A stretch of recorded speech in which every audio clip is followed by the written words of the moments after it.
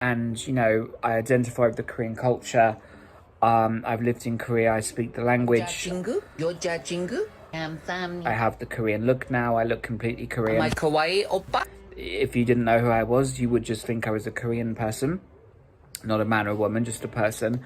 I wasn't happy, so I've had all the surgery, and then I was thinking, I'm still not satisfied. Maybe I'm meant to become a trans woman. So I tried that, and it just wasn't right for me. And then I realized, you know, you can't just change your gender like that. And also, I never want to offend women.